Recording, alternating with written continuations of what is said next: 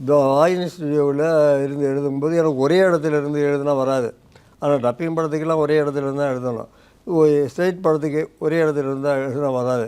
அதனால் அந்த music director ரூமுக்கு வெளியே சவுக்கு கன்றுகள்லாம் இருக்கும். அதை பிடிச்சிக்கிட்டு யோசிச்சுக்கிட்டு இருந்தேன். சரியாகல. இன்னொரு சவுக்கு கன்றை பிடிச்சிட்டு போய் யோசிச்சுக்கிட்டு இருந்தேன்.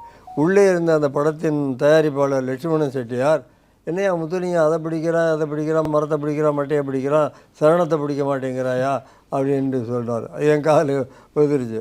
உடனே எனக்கு அப்போ ரொம்ப கோபம் வரும். ஆமாம், நான் அதை இதே பிடிப்பவன் தான், எதையும் பிடிக்காதவர்களாக பார்த்து பிடித்தது மாதிரி நீங்கள் பாட்டு எழுதி கொடுங்கன்னு கோபம் வந்துட்டேன்.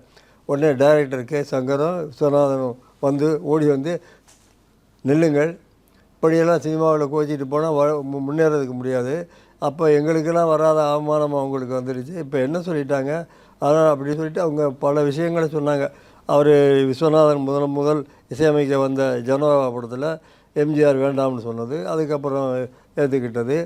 அது மாதிரி பட்டுக்கோட்டை கல்யாண சுந்தரத்தை இவர் வேண்டாம்னு சொன்னது, அதுக்கப்புறம் அவர் விஸ்வநாதன் பாட்டை பார்த்து ஓகே பண்ணது. அந்த விஷயத்தையெல்லாம் சொல்லி சினிமாவில் இது பொறுமை தான் முக்கியம், அப்படிலாம் கோவப்பட்டு கூடாது, அப்படிலாம் வர முடியாது அப்படி இருந்தால் அப்படின்னு சொல்லி அரை மணி நேரம் எனக்கு அறிவுரை எப்படி வேணால் எடுத்துக்கலாம் சொன்னாங்க. அதுக்கப்புறம் தான் போய் எழுதி எம்ஜிஆர்கிட்ட கொண்டு போய் காமிச்சிட்டு திரும்பி வர்றதுக்குள்ளே ராத்திரி காலையில் 8 மணிக்கு போட்ட ரெக்கார்டிங் ராத்திரி 9 மணிக்கு தான் நடந்தது.